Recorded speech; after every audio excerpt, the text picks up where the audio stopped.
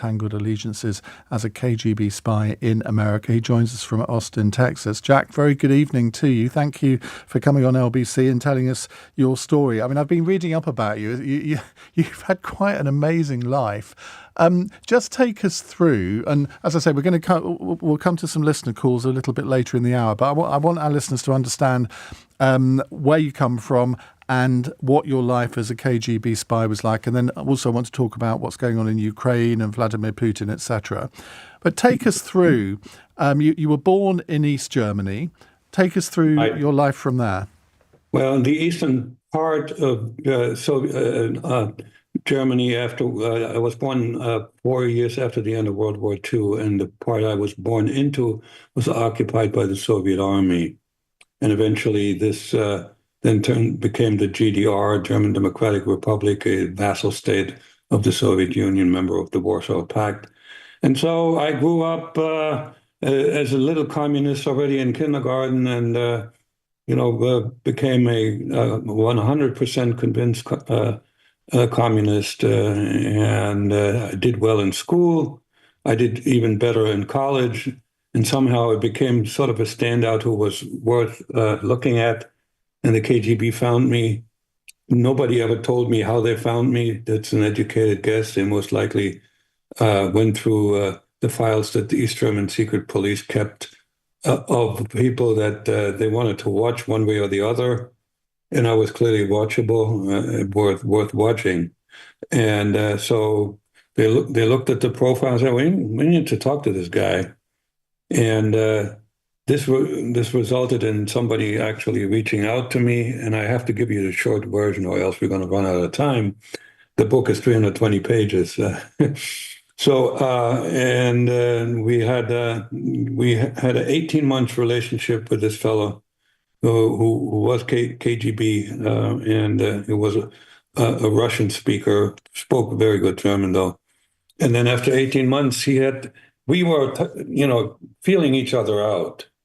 He wanted to figure out, did I have what it takes? Because the kind of job that they were looking at me for, illegal, that means somebody who operates under a different name in the target country, illegal, undercover, sleeper, lone wolf, you put it all together, there's not too many people who can qualify for that. It's not a skill that you learn.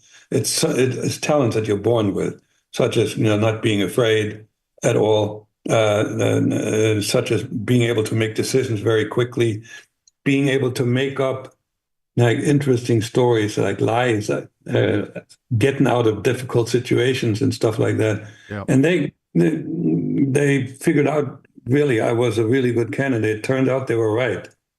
I got altogether 5 years of training, a little over about 2.5 years in Berlin, 2 years in Moscow, and some time in between before I was sent to the United States as a born American. I had with me the birth certificate of one Jack Barsky, who had passed away at the age of 11 and pretty much didn't leave a trace in society. So an agent under diplomatic cover who operated in Washington, D.C., found that information on a gravestone and was able to purchase a certified copy of that birth certificate. So I came in with a genuine document, and based on that, in those days, it was pretty easy to do. And this was the mid-1970s. It was 1978. Right. And I acquired my driver's license, New York driver's license, and also a Social Security card. So at that point, it took me a year to get that all done. But after a year, I was able to get a job, earn a living, and sort of become more of a normal person. To become really well integrated into U.S. society took 5 to 6 years. But you were initially given the task of somehow getting close to President Carter's national security advisor, Zbigniew Brzezinski, weren't you? I mean, was that something you knew before you went, or did they ask you to do that once you were there?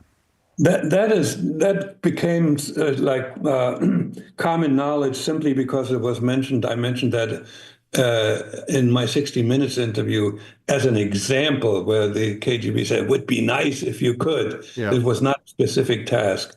What I was told was that eventually, when I'm fully integrated, I should focus on individuals who make foreign policy or influence foreign policy. It was a very, very general, fuzzy kind of a task because, first of all, my number one task is become an integrated American citizen, somebody who can take practically any job and pass any background check. Because a lot of illegals were smuggled into the United States, probably most of them, not probably, most of them, through other countries. But the background check would indicate that they came through Canada or Brazil. In my case, it was clean. So, given what we know now about the KGB's operations, particularly with regard to the United States, do you know how many other Jack Barskys there were operating for the KGB in American society around that time, or will we never know?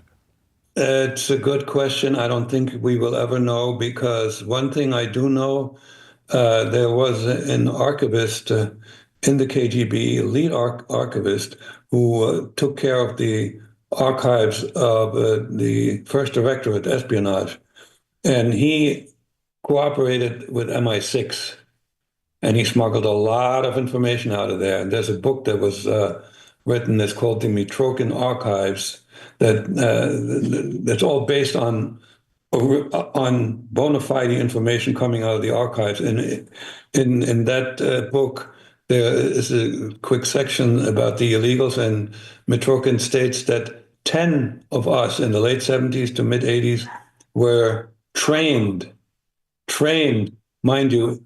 It doesn't say whether we were deployed, they were deployed, Yeah.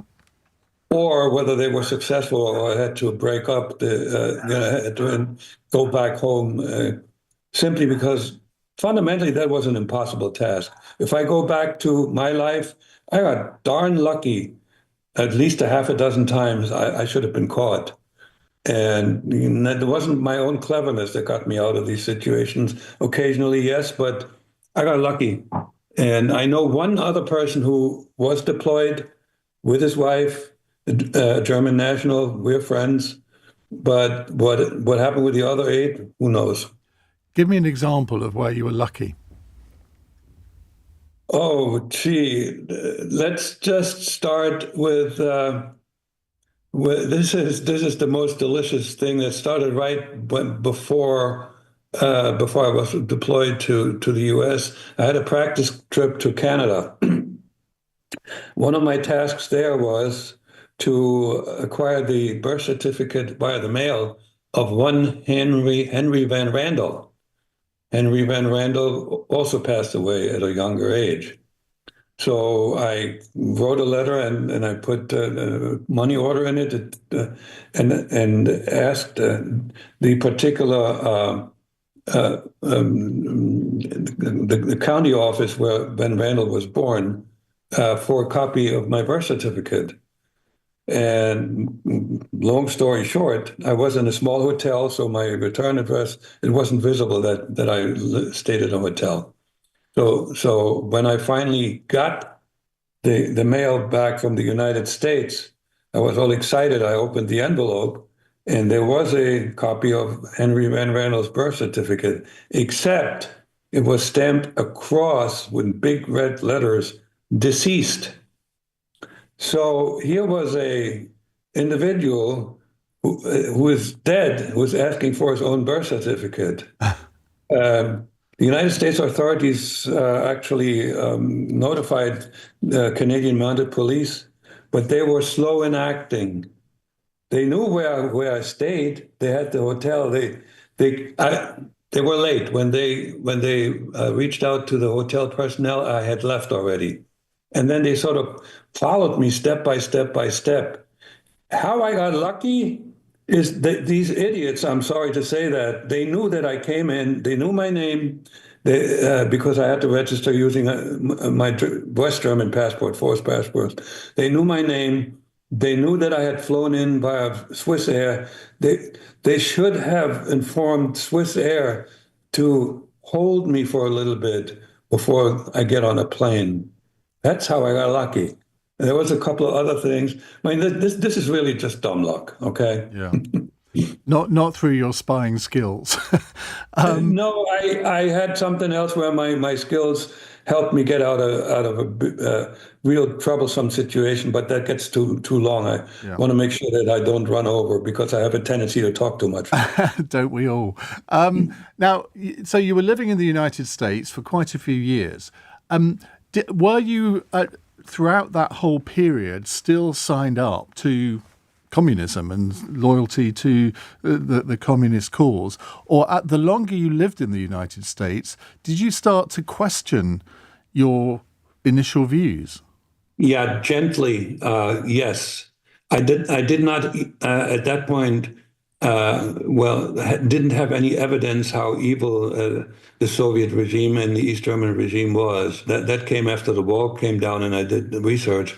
But what initially convinced me that there is something good in capitalism, and that's efficiency and ability to produce wealth, as compared to East Germany, where pretty much there was no competition or very little competition, and people were paid pretty much similar wages regardless of how much they produced. I had direct exposure to that. So after about 7, 8 years in the U.S., and I had my very first job as a computer programmer in an insurance company, and I was well paid, and the people were very nice. So I figured I signed on to what was popular there in leftist circles in Western countries. It's called the convergence theory. It was cooked up by socialist parties or left-leaning parties in Western Europe, and that the whole idea was to just converge the good elements of communism and capitalism to build a welfare state. And as a matter of fact, something like this is pretty much the norm in at least a number of Western European countries. And I thought that was a good idea, but I still wasn't ready to betray my motherland, which was East Germany, and I was not the radical anti-communist I am today. And so, if we move to after the wall came down, the Soviet Union disintegrated, Boris Yeltsin became leader. I mean, Vladimir Putin was there in the background as well. We'll talk about him after the break. But I'm really interested to understand how you adapted to that, because I mean the KGB effectively ceased to exist, although it was replaced by the FSB. Yeah, What was the contact like between Moscow and you in those couple of years after the wall came down? well, I didn't have any contact anymore. The day I was watching the wall coming down from my living room, I was not a KGB agent anymore. I had quit in 1988. The wall came down in 1989. So when you say So, you quit, I mean, how do you quit as a KGB agent without suffering the consequences? well, that everybody is asking that, and there is the quote in one of the James Bond movies where it says, "Nobody ever quits the KGB." Yeah. Well, I did. And so one of the things that they valued in me was my ability to be creative. And I used my creativity to quit using a lie. So my quitting would not be interpreted as a defection. When there was in late '88, I was notified that I was in danger of being arrested, and I was ordered back behind the other side of the Berlin Wall. That was an emergency protocol, which was you had to follow it. You know, the moment you're notified, you get out of the country as fast as you can. but I I couldn't, and the story gets too long. But what they didn't know is that I had an 18-month-old daughter in the United States at the time, who I had fallen in love with like I never loved before anybody, and I never will love anybody after. And so the idea of me leaving her and her mother to fend for themselves was like it squeezed my heart. Yeah. And so after a long back and forth, and it was an instinctive decision that I decided that I will defy that order to go back home.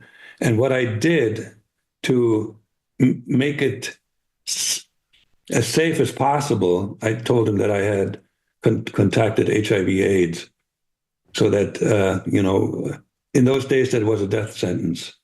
And in my letter I said, I really appreciate that you taking care of me, but I have HIV/AIDS, and the only chance I might have for treatment is in the United States. That's why I'm not coming. And of course, they wouldn't have wanted somebody infected with AIDS in their country because it was, first of all, it was deadly. There was no cure, and it was highly infectious. I got away with it. They told my German family that I passed away in 1988. And has there been any time since then where you felt in danger? Because, I mean, somebody's just sent me a WhatsApp message here saying, I hope Jack has ongoing plastic surgery. God help him. Because I think that the natural reaction is to think, well, OK, the KGB may not exist anymore, but under Putin, the successors of the KGB would quite like to root out people like you. And when I say root out, I mean kill. I don't want to be too nonchalant about it. Um, but first of all, there's a couple of mitigating circumstances. I didn't become known. It didn't become known to the public anywhere until what was it, 19 years after I quit. Okay, when it took the FBI quite some time to find me, and I was still undercover until I was found by CBS 60 Minutes, and that's when I gave an interview 10 years ago. That is when anybody in Russia would have known that I still exist, because nobody knew other than the FBI. So the case is very old. Also, I did not betray the motherland. That would have merited the death sentence. The mother, if you betray Mother Russia, you're a dead person. But presumably the FBI or the CIA, they must have wanted to talk to you. I mean, they will have no doubt tried to get you to spill the beans. Of course, and I was debriefed by the FBI. I didn't have any interaction with the CIA. Very briefly, FBI, NSA about some encryption and decryption algorithms and that kind of stuff. But the KGB kept a lot of information from me, so that in case I ever wind up on the other side, I couldn't betray anybody. And the only thing that I could share was stuff that I lived through myself and I experienced myself, which apparently was valuable enough so that in return, I was allowed to stay in the United States, and I'm now a proud U.S. citizen.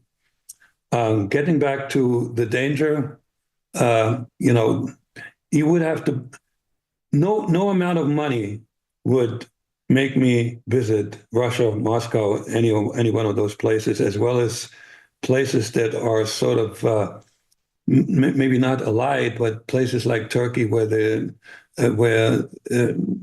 legal system, where law and order is not very good. So because that's when things happen, and even in the UK, you had a situation. Well, the Salisbury poisonings, yes. And that was why I asked the question, because you may not visit all these other countries where you might be in danger, but there's still the possibility that they could visit you, if you see what I mean. But Skripal was a traitor, okay? He Right. had defected. So you weren't a double agent, so you think that protects you? And he was a Russian citizen. Yeah. So here's the thing: if there's a list of targets, I might be on it, but I'm very near the bottom simply because uh, to do this kind of assassination and be successful requires an elite team. And even the GRU agents that tried to poison and kill Skripal Yeah. Okay, did not listen. get out without being known. Jack, we have to go to a break, but we'll come back to you in just a moment. I want to ask you about Vladimir Putin. We'll also have time for questions from listeners. 0345 6060 973 if you'd like to ask Jack a question, either about his life as a sleeper agent or indeed what he thinks about what's going on nowadays in Russia and Ukraine. It's 24 minutes past 8. This is LBC.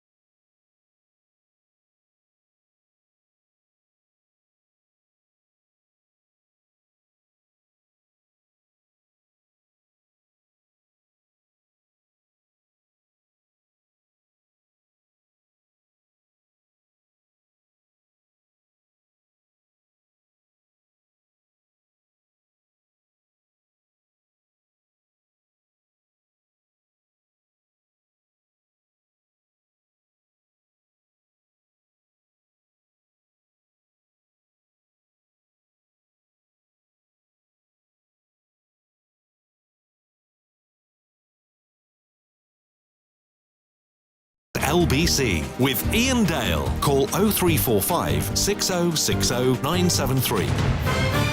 25 past 8, we're talking to Jack Barsky, a former Soviet sleeper agent. His book is called Deep Undercover, My Secret Life and Tangled Allegiances as a KGB Spy in America. A couple of questions for you, Jack, from WhatsApp here.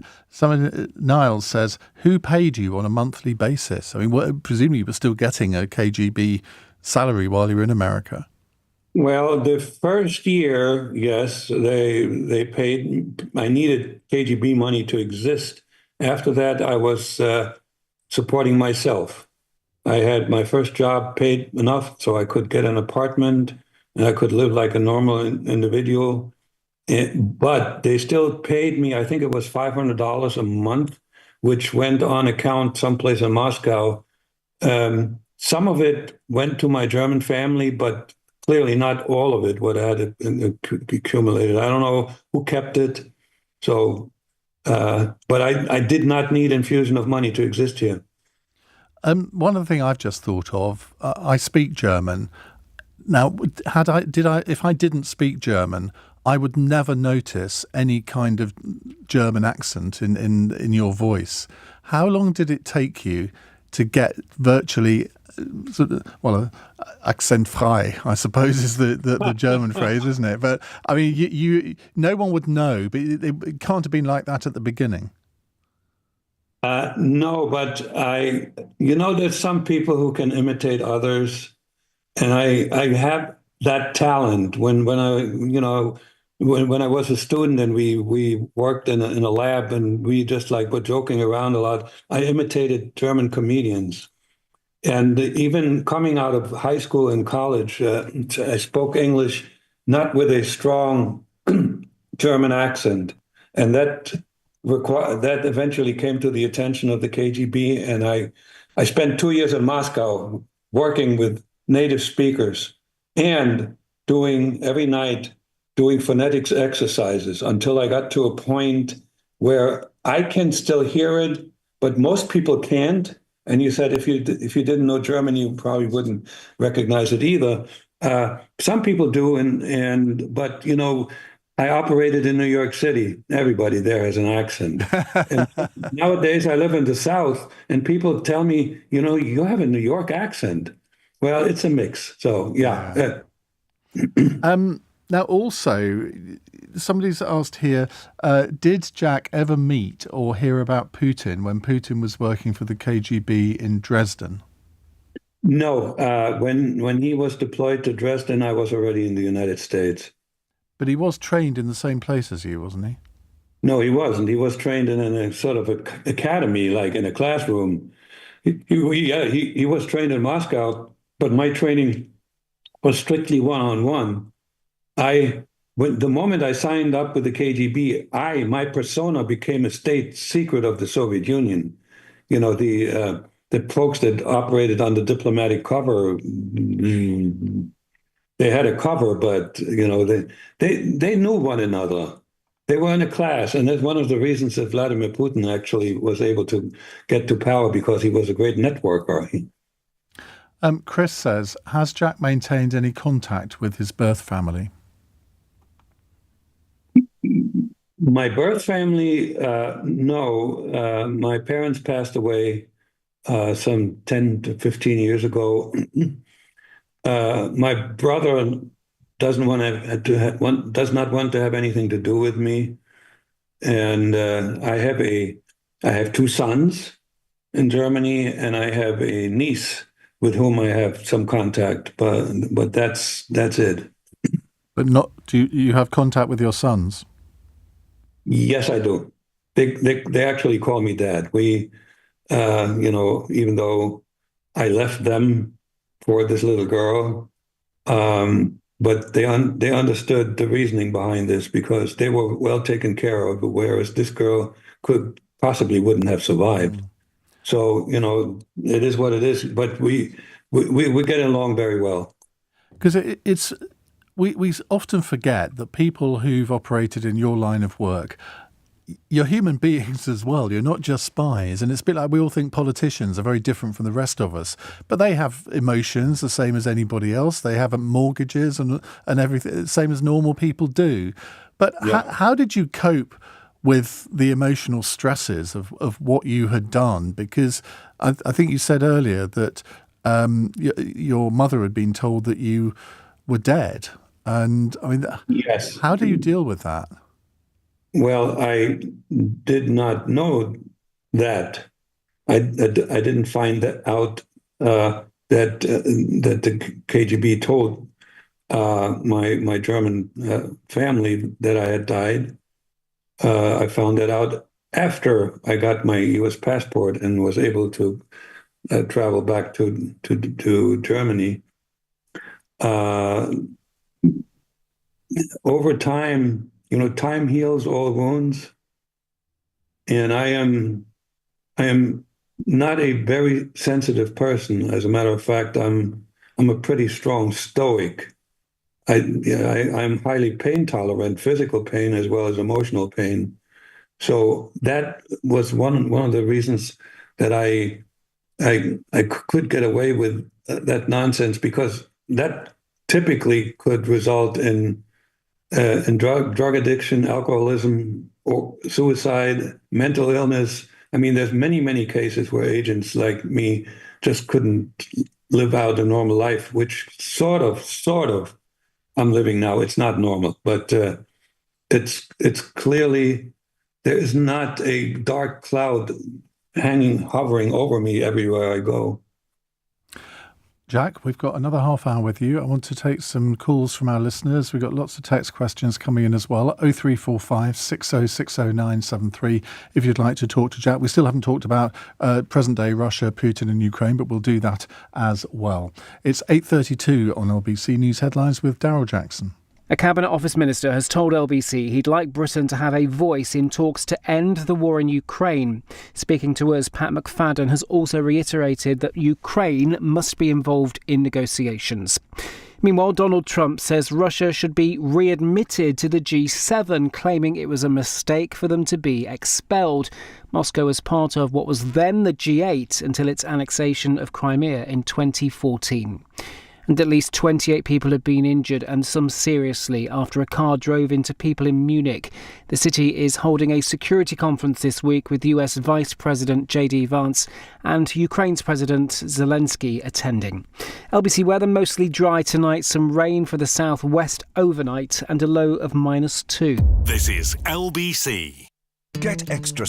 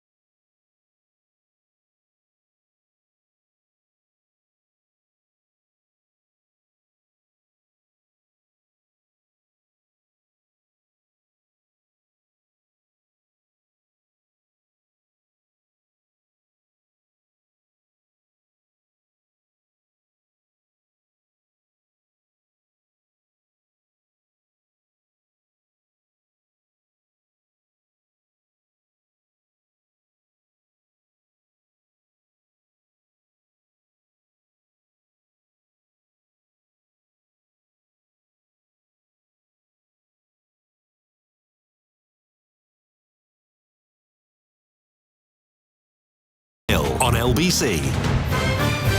8:35 on LBC. Jack Barsky is here, former Soviet sleeper agent. Jack, let's come on to Vladimir Putin. Simon in Turnpike Lane says, I'd like to ask Jack how he thinks we should deal with Putin in the current world situation. He must have some interesting insights. Well, yes and no. More opinions than real insights, except for one thing that I might volunteer. Vladimir Putin has an aura about him everywhere of having been a super spy. That is just an aura, because I have indirect evidence of that not being true. First of all, there's logic involved here. You stated that he was deployed in Dresden. He was very good when he got training. His German was very good, so he was deployed in a German-speaking country, in a friendly country. Do you send your top spies to a friendly country during the Cold War? You would have sent them to at least maybe Austria or Switzerland or West Germany, right? So clearly he was not considered a super talent. And I met his ex-boss, who was one Oleg Kalugin, who was at one point in charge of counterintelligence for the first directorate, which is espionage, in the KGB. And he told me that Vladimir Putin was not one of his top employees. Okay, so he did a little espionage, and he did some bureaucratic stuff, and he was a liaison to East German secret police.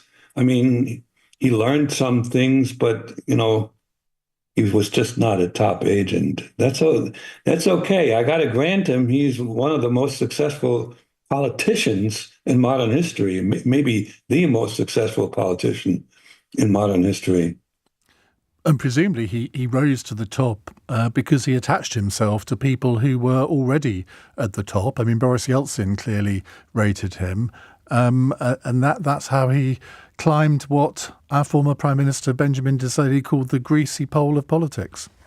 No, I'd mentioned before that he was well networked, and when Yeltsin started implementing a competitive economy, the only ones that really knew how to operate in that kind of an economy were people who had already had exposure to the West, and so quite a few oligarchs they came out of the ranks of retired KGB agents. So and Vladimir was very well. Connected to those, very well networked, and he had a talent that was highly appreciated. He was a great organizer. He started out reporting to Sobchak, who was the mayor of St. Petersburg, and Sobchak actually suggested that Yeltsin take him on, and there under Yeltsin. He was a calm, quiet. Putin was calm, quiet, and did what Yeltsin needed, organized that place because it was a holy mess. And when Yeltsin had to suggest a successor, Putin was so clever. He was not aggressive. He got along with everybody, and Yeltsin had dirty hands. He had. He was a corrupt president, and he figured that Putin would be the last person who would move against old Yeltsin. And that's eventually when Putin then gained power, he got a lot stronger, and all of a sudden he is who he is today. So a very, very clever politician. Robbie in Chelmsford wants to know, can Jack confirm that Putin has body doubles and how many of these there might be in circulation? I suppose they're not in circulation. I can't confirm it, but what we do know is that, very often his location isn't known to anybody. And I would guess that he has body doubles. The technology exists. And somebody like him, when you're at that kind of a high level in a place where somebody else might want to succeed you, so to speak, and you got to be totally careful. Sharon is in Brussels. Hello, Sharon. Hello. What would you like to ask Jack? I have a question about whether the KGB would be proud if one of their agents managed to help manipulate public opinion, finance getting a president elected, get access to the treasury, and capture a whole load of data about a lot of American citizens, and get a decision to stop aid to many media that may be disagreeing with the line that the KGB would like to see. Would they be proud of such an agent? All right. Let's just first stipulate that the KGB doesn't exist anymore. They would have been. They would have been proud of it, but they didn't succeed in that manner. As a matter of fact, the two most successful agents during the Cold War that operated on behalf of the KGB were American citizens. There were moles in the CIA and the FBI. They tried to influence the American scene a little bit with what we call active measures. To distribute phony news and smuggle this kind of stuff into the public arena in America, but that they were not really very successful with that. Now, Russian intelligence nowadays is a whole lot better because first of all, they know how the United States operates, and they know where the weaknesses are, and they use technology. So the question that you asked, if I answer the whole question, I'm going to take another half hour, and I would ask you to please respect some other listeners. That's a very good way of getting out of it, Jack. I'll bear that in mind for myself in future. Listen, Sharon, it's a really intriguing question. Thank you very much. Let's take a WhatsApp message from who's this? It doesn't say a name. How often and under what circumstances did Jack meet his KGB handler? Did you actually have a handler? No. Yes, I had a handler, but this person was firmly planted in Moscow. There was an absolute hard rule that illegals would never meet a handler or any other KGB agent in the country where they operate, because that would have been way too risky, because all the other agents were under diplomatic cover and they were suspected or known to be KGB and they were being followed. They would have put me at risk. So that never happened. I did meet others while traveling from the other KGB agents while traveling from New York to Moscow and back when I changed passports in third countries, but not ever on the United States. There is a famous TV series, The Americans, and people think this is a real espionage because they meet the handler all the time. No way. But if you had thought that you were about to be discovered, you must have had a way of contacting the KGB to sort of spirit you out, I would have thought. Yes, we had a signal system, very primitive signals, where one of them was a dangerous signal. So that if I am certain that I'm being investigated, and I had very good counterintelligence training, so I would have figured this out, and I would have then left the country, and the escape route was through Canada. I would have then put that signal just before I left not the United States, New York. Never had to do it, but I told you already earlier on, they set the signal because they thought I was in danger. Ryan in Clapham says, how accurate is the Americans TV show? You just mentioned it there. It is very, very good, very accurate in describing the psychological stress that comes with being an illegal, and also the towards the end, there's Philip, who's the husband of this couple, who wants to stay, and his wife wants to go back to Russia. So the risk of defection, that is very well played out. But there's not a single espionage activity in that series that could have happened in real life without people immediately blowing up. Like the funniest ones are when they walk around in the city with wigs on. I mean, come on. Having said that, I watched the whole thing. I was even an extra in one of the episodes. Oh, really? Oh, yeah. And it's very, very entertaining. And that's what it is. If you depict real espionage in a movie or in a TV series, everybody will fall asleep because most of the time it's waiting. It's like you watch 24 or a series we have in this country called Spooks, and you'd like to think MI5 operated like that, but we all know that from people who've said it's just nothing like it whatsoever. No, and assuming that you, as I said, it would be boring, and then your MI6 would put a stop to that, because you can't give away how we operate. Yeah. Simon in Paddock Wood says, Iain, are you stupid? Did you not realise who Sharon in Brussels was talking about? Of course I realise, Simon, I'm not stupid, but I do understand the laws of libel, which you clearly don't. 8:47.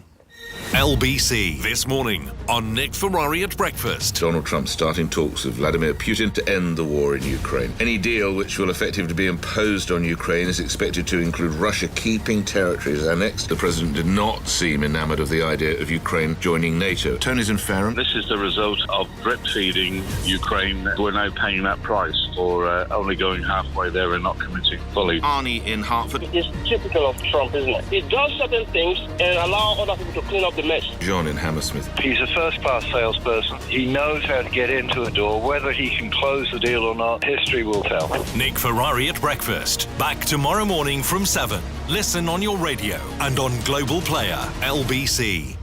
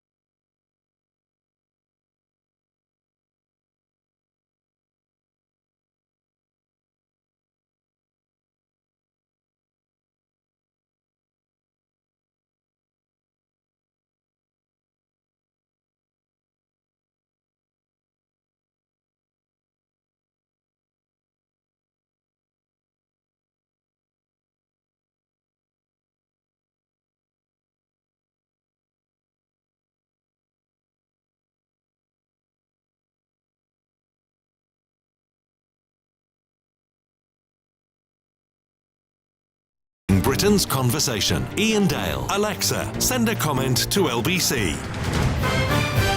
10 to 9 here on LBC. Jack Barsky is with us, former Soviet sleeper agent. One question I have for you, Jack, is did you watch the TV series, I don't know if it was released in America, I assume it was, Deutschland 83? I believe, but it was quite a while ago. I don't really recall what was in it. Well, we won't go there then if you don't recall it. Let's go to Wayne in Boston. Hello, Wayne. Good evening, Ian. Jack, pleasure. Thank you. I mean, LBC is one of my favourite programmes. They've gone the extra mile with every new on this evening. Give me ask you two questions. Go on. First one, it seems, Jack, you give up an awful lot to protect your family. Now, Putin obviously has got children. I mean, do you think he has doubles for his children? Obviously, they've through kindergarten, gone through college, etc. And also, I'd like to know, Jack, what do you do to wind down? I'm sorry, I'm having a little trouble to understand every word. So could you please summarize this for me? Well, the first question was about what you did to protect your family and how does Putin protect his family? I mean, I think, Wayne, did you really ask if there were body doubles for his children? I can't really think how that would happen, but... Well, obviously, they've gone through life, they've gone through college, etc. I mean, Jack's give up an awful lot to protect his family. I don't think Putin has probably done the same. Well, I'm not sure, Wayne, that you're comparing Jack to Vladimir Putin. I think that, that would be stretching it. But and then also, Jack, he wants to know how you wind down. Let's add a supplementary question into that. I mean, how much, apart from doing interviews like this, how much do you think, just on a sort of daily or weekly basis, about your previous life? Well, I'm forced to do that because I am still being invited to on podcasts and stations like yours. But it's not a burden to me anymore. When I finished my book, which is as honestly as I remember things, it has everything in it. That was a great relief, because at that point I stopped lying, because I'm actually wired to be quite honest. You would have asked my mother; she would tell people that I'm like honest to a fault, and so this is not a burden to me anymore. Even when I talk about it, I actually have managed to have develop an external view of my life. It's sort of like analytical, learning from it, and becoming right now a person who is quite comfortable in his own skin. Are there things that you have done that you still haven't talked about, or can't talk about, or won't talk about? There's one thing that I will not, I will just hint at. I took something with me on my way back to Moscow, and my way station was Heathrow Airport. If I get caught with that something, I wouldn't be talking to you today. That was a personal item that was not allowed to go across borders. Well, you've got my brain whirring now, but it's probably not whirring fast enough. Oh, no, it wasn't explosives or anything like that. It was just something that was illegal to bring into the country. What, drugs? Okay.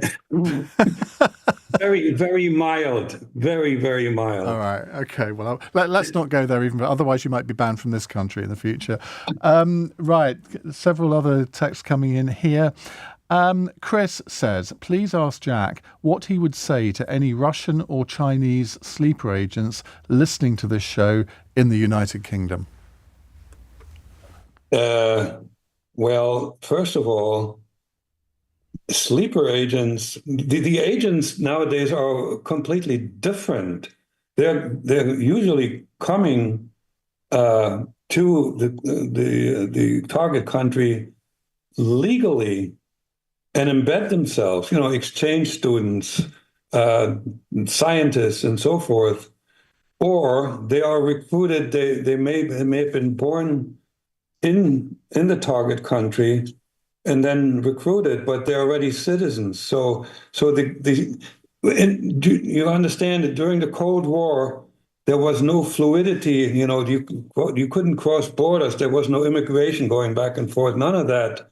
So sleeper agents like me were almost a requirement, because after when the Communist Party had lost its luster and eventually was prohibited in the United States, you couldn't recruit Americans anymore, other than if you paid them a lot of money. So that's why the KGB relied on sleepers like me. Nowadays, it's different. So I don't know what to tell these people. I just actually had participated in a session where a expert was talking about Chinese intelligence, and sleepers weren't mentioned. Illegals weren't mentioned. Insiders, yes, but insiders are people that are already in the country. So that's a no answer to that question, because I don't think these types of targets exist anymore. Ken in Brighton is asking a question, which again you won't be able to answer specifically, but it's an interesting subject. He says, can you ask Jack his estimate for how many Russian sleeper agents are likely to be in the UK today? I suspect it's more Chinese ones are probably more apposite, but I mean, do you think it's dozens, hundreds, thousands? Agents, there are a whole lot more than people might think. You have to be fundamentally, and I hate to say that because I particularly like Russian people as individuals, but you have to be somewhat suspicious if you're interacting with a Russian national who is in the United States or in the UK in an official capacity, because typically Vladimir Putin likes to work with volume, so he throws a lot of people at the game. Remember the illegals that were caught in 2010? They were still illegals, but they were so poorly trained that, I can't assume that there's a whole bunch of illegals. They're too expensive and not necessary. So we're talking about people who come to the US or to the UK in an official capacity and then sort of mingle and recruit and do their work. There's going to be a lot more agents than there used to be during the Cold War. That is a fact. I would sign this, would swear on that on a stack of Bibles. Craig in Burton says, can you ask Jack in German how often he gets to speak German? You can show off your German, Iain. What a shame that we've reached the end of the programme and we don't have time to do that. Jack, thank you so much for joining us on LBC this evening. It's been a real pleasure talking to you. We've learnt an awful lot. And your book is called Deep Undercover, My Secret Life and Tangled Allegiances as a KGB Spy in America. Have a great rest of the day in Austin, Texas, Jack. Thank you for joining us.